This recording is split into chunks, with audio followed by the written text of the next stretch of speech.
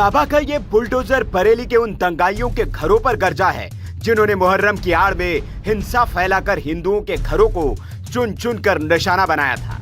दरअसल यूपी के बरेली जनपद के शाही थाना इलाके के गौसगंज गांव में दंगाइयों ने माहौल खराब करने की कोशिश की, लेकिन बाबा की पुलिस ने इन दंगाइयों को ऐसा सबक सिखाया कि अब इस जिंदगी में दंगा फसाद करने और पत्थर उठाने से पहले 100 बार सोचेंगे।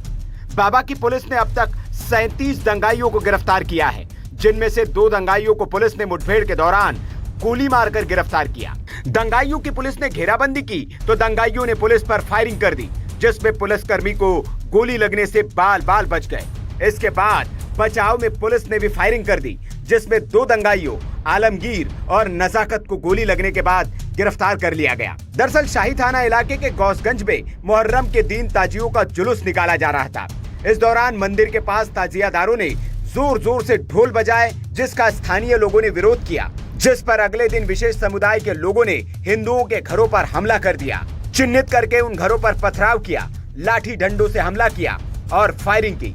मुस्लिम समुदाय के लोगों ने एक हिंदू युवक को इस दौरान लाठी डंडों और ईंट पत्थरों से पीट पीट कर मौत के घाट उतार दिया। दंगाइयों ने हिंदुओं के घरों को चुन चुन कर निशाना बनाया, घरों में घुसकर महिलाओं और लड़कियों के साथ छेड़खानी की, मारपीट की, घरों में तोड़फोड़ और लूटपाट की। मौके पर पहुंची पुलिस के साथ भी हाथापाई की। 19 जुलाई को गांव में हुए दंगे के दौरान गंभीर रूप से घायल हुए 24 साल के तेजराम की सोमवार सुबह मेडिकल कॉलेज में इलाज के दौरान मौत हो गई। जैसे ही पुलिस को सूचना मिली तो मौके पर एसपी साउथ आईपीएस मानुष पारीक कई थानों की पुलिस के साथ गांव में आ धमके। इसके बाद दंगाइयों को पुलिस ने खदेड़ दिया और फिर शुरू हुआ दंगाइयों पर एक्शन का खेल। पुलिस ने मौके से ही 1 दर्जन दंगाइयों को गिरफ्तार कर लिया। पुलिस ने अब तक इस मामले में गहनता से छानबीन की तो पता चला कि शाही में बड़े ही प्लान तरीके से दंगा कराया गया था।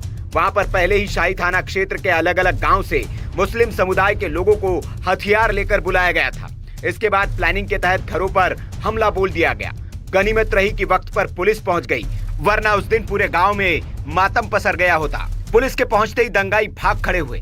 पूर्व ग्राम प्रधान हीरालाल की ओर से 50 लोगों को नामजद करते हुए 10-15 अज्ञात लोगों के खिलाफ भारतीय दंड संहिता के तहत गंभीर धाराओं में शाही थाने में मुकदमा दर्ज कराया गया। वहीं इस मामले में पुलिस की ओर से भी 75 दंगाइयों के खिलाफ गंभीर धाराओं में मुकदमा दर्ज किया गया। पुलिस की कई टीमें दंगाइयों को गिरफ्तार करने में लग गई, जिसके बाद पुलिस ने अब तक 37 दंगाइयों को गिरफ्तार करने में कामयाबी हासिल की है। पुलिस की कार्रवाई से गौसगंज गांव के लोग काफी खुश है। पूर्व प्रधान हीरालाल का कहना है, अगर उत्तर प्रदेश में मुख्यमंत्री योगी आदित्यनाथ का राज नहीं होता तो शायद उस दिन हम लोगों का बचना मुश्किल हो जाता, लेकिन पुलिस की मुस्तैदी की वजह से हम सभी गांव वालों की जान बच सकी, वरना दंगाई उस दिन हम सबको मार डालते।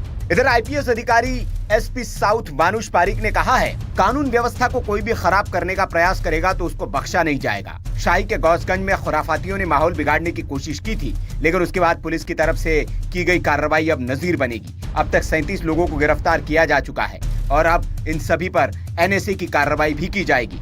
हम आसपास के गाँव में भी बवाल करने वालों की तलाश कर रहे हैं, सर्विलांस की मदद भी ली जा रही है। आपको बता दें कि इस दंगे में जिस हिंदू युवक की जान गई थी, उसका अंतिम संस्कार तब तक नहीं किया गया जब तक दंगाई के घर पर बुलडोजर से नेस्तनाबूद नहीं कर दिया गया। गांव वालों की मांग थी कि इन दंगाइयों के घरों पर बुलडोजर चलाया जाए, तभी युवक का अंतिम संस्कार होगा। पुलिस प्रशासन ने भी इस मांग को समझा और तुरंत बुलडोजर मंगाकर मुख्य आरोपी के घर को बुलडोजर से जमींदोज कर दिया गया। प्रशासन ने पहले ही लाल निशान लगाकर अवैध रूप से बने मकानों को खाली करने का नोटिस भी दे दिया था। वही दंगाइयों की अवैध संपत्ति को चिन्हित कर लिया गया है और क्रॉस के निशान लगा दिए गए। अब इन अवैध निर्माणों पर भी बुलडोजर की कार्रवाई की जाएगी। इसके साथ ही इन दंगाइयों की संपत्ति भी जब्त की जाएगी, ताकि इन दंगाइयों के हाथ आगे से